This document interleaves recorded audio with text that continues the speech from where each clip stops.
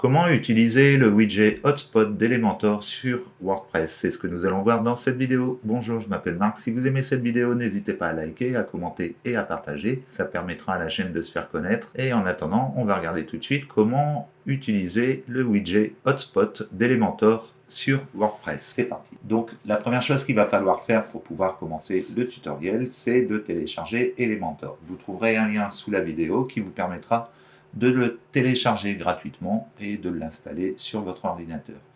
Une fois que c'est fait, on se retrouve ici sur l'administration de WordPress. On va aller créer notre première page. Donc on va aller au niveau des pages et ici on va ajouter une page. On arrive sur notre page, on va déjà lui donner un nom. On va marquer, admettons, tuto WordPress. Une fois que c'est fait, on peut l'enregistrer comme brouillon. Voilà, c'est fait. Donc on va maintenant modifier avec Elementor. Et on arrive sur notre page de publication. Donc ici, on va aller chercher le widget d'Elementor qui se nomme Hotspot sur WordPress. Donc on va pouvoir ici venir le prendre et le déposer au niveau des sections. On a maintenant notre widget Hotspot d'Elementor pour WordPress qui est installé ici. On va pouvoir lui indiquer une image. Donc on clique ici sur l'élément, sur le côté, et on va aller sélectionner une image. Une fois que c'est fait, on a donc une image, et ici j'ai pris une scène qui représente une pièce de vie dans laquelle on retrouve différents produits. Donc ça va être utile, le hotspot, pour pouvoir donner des indications sur une image à un endroit bien précis. On va avoir un petit bouton, on pourra cliquer dessus et on aura une infobulle qui va apparaître avec le détail de l'élément que l'on aura cliqué. Donc le plus simple, c'est de prendre une image ici type décoration, mais ça dépendra en fait de votre activité. Je vous laisse réfléchir un petit peu. Ça peut être utile par exemple si vous vendez de l'immobilier ou des trucs comme ça, ou si vous avez des photos qui ont plusieurs produits à l'intérieur et que vous voulez avoir quelque chose d'un peu plus original dans votre boutique, pourquoi pas. En infopreneuriat, je n'ai pas vraiment d'idée sur le sujet, mais sinon, je vous laisse imaginer les possibilités du widget que l'on va utiliser ici. Donc, dans un premier temps, on a notre image ici. On va déjà se rendre sur Hotspot. Et sur Hotspot, on va pouvoir donner un nom à notre élément. Ici, on peut lui donner un nom. Admettons, si je l'appelle bouton, on va le retrouver ici au milieu. On peut voir qu'on ne voit pas grand-chose. Et pour ça, il faut aller au niveau du style. Et on va se rendre sur Hotspot. Une fois qu'on est là, on va donner une couleur assez vive qui se détache du reste du contenu. Donc ici, je prends le rouge. Et de cette manière, on va pouvoir décider si on veut un texte comme ça serait, admettons, bouton. Quand on clique dessus, on a un texte qui s'affiche. Ou alors, on peut remplacer ce bouton par une icône ou par un point par défaut. Donc pour ça, on revient sur le contenu, ici. On va au niveau de Hotspot. On clique sur bouton. Et on va pouvoir, si on veut un bouton à la place, on va pouvoir ici supprimer. Du fait qu'on a mis une couleur, maintenant on voit le bouton qui apparaît. Si vous ne mettez pas de couleur ici dès le départ, il se peut que quand vous arrivez sur l'image, vous ne voyez rien du tout. Donc c'est pour ça qu'il faut sélectionner une couleur ici directement pour pouvoir voir apparaître le bouton. Donc maintenant que c'est fait, on va retourner donc sur le contenu, on va sur Hotspot, on va sur notre élément. On va pouvoir lui assigner différentes choses à cet élément. Quand on va cliquer dessus, ici, on a un message qui apparaît. On va pouvoir modifier ce message ici. Admettons, on va marquer téléviseur 16 neuvième. Maintenant, quand on va cliquer sur le bouton, ici, on aura téléviseur 16 neuvième. Alors ici, donc, si vous ne mettez pas de label, vous aurez le rond qui va remplacer. Après, vous pouvez remplacer également ce rond par différentes choses. Vous pouvez remplacer par une icône. En cliquant ici, vous allez pouvoir sélectionner tout un tas d'icônes que vous pouvez sélectionner pour remplacer le bouton qui se trouve sur l'image. Une fois que vous avez choisi votre modèle, vous pouvez sélectionner la taille de ce bouton en choisissant ici une customisation de l'image.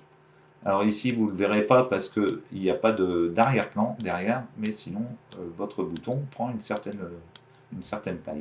Si on mettait du texte ici, si je mettais bouton, voilà, ici, si je mets comme ça, et que je reviens sur le style, je vais sur Hotspot, et ici, dans le box color, ici, je vais mettre une couleur. Voilà, on a un fond qui est derrière. Et donc, quand on revient ici sur Hotspot, sur les tailles, on peut voir que ici, on agrandit ou on rétrécit en fait la taille de l'élément à cliquer. Donc, vous pouvez très bien mettre une image avec une animation comme ça au milieu simplement. Hein, ça vous permet comme ça de personnaliser une image. Vous n'êtes pas obligé de mettre des informations techniques sur un élément. Donc, ça peut être comme ça sympa à personnaliser. Donc ici, je vais supprimer l'arrière-plan. Je vais faire supprimer. Et ici, je vais faire supprimer. Voilà, comme ça, on a le fond minimum en arrière-plan. Donc, on va remettre le bouton comme il était au départ, ici. Donc, on a notre élément. Vous avez vu comment personnaliser juste derrière quand vous mettez du texte.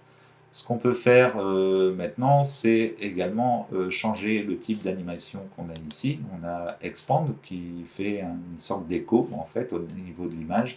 On peut avoir quelque chose qui va grossir et rétrécir, un petit peu comme un cœur qui bat. Et on peut avoir ici l'overlay. L'opacité est un peu réduite et quand on survole comme ça l'élément, ça devient un peu plus visible. Ou alors on peut choisir qu'il n'y a rien de spécial au niveau de l'animation.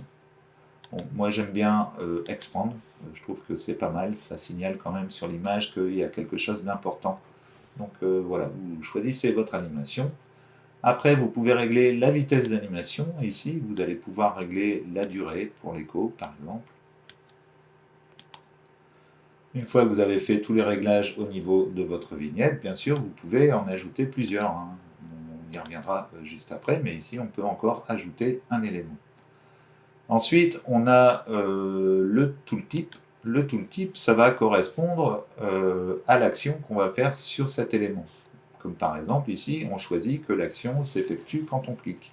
Si je clique ici, on aura l'affichage de la désignation qui est juste en dessous. On va pouvoir également choisir l'apparition du texte, comment on veut qu'il apparaisse.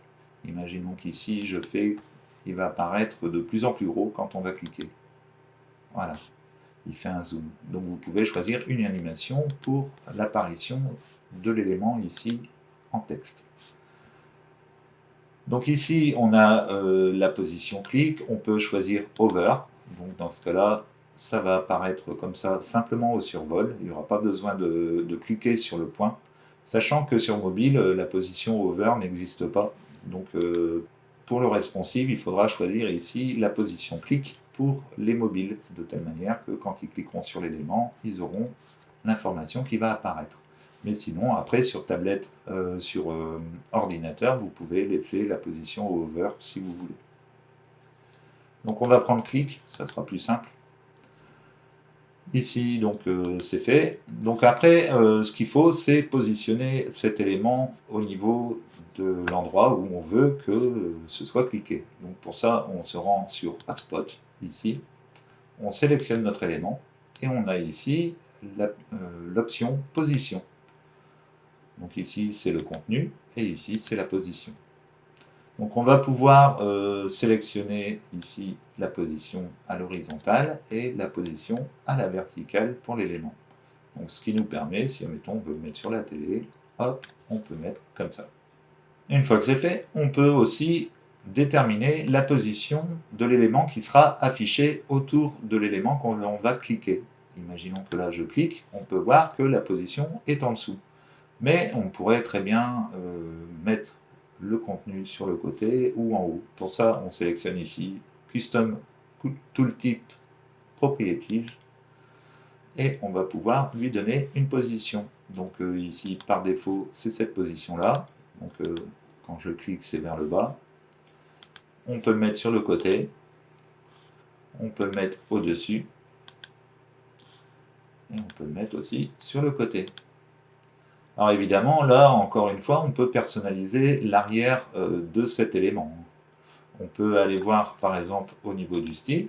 On peut aller dans l'option Tooltip et on va pouvoir donner une couleur au texte. Donc on va le laisser en blanc, pourquoi pas. Alors Tooltip, ici. Et on va pouvoir donner une couleur de fond. On pourrait mettre du noir, admettons, avec une opacité un peu réduite. Voilà. Et de cette manière, quand on va cliquer, on aura une opacité derrière l'élément qui est marqué. Et après, ce qu'on peut faire, on peut bien sûr rajouter d'autres éléments en allant sur Contenu, ici, Hotspot. On ajoute un élément et on va pouvoir ajouter un deuxième point qu'on va pouvoir positionner, admettons, sur la chaise. Voilà. Et une fois que c'est fait, on va pouvoir lui mettre une animation, etc. Et on va pouvoir également lui donner un contenu, ici, en marquant chaise de bureau.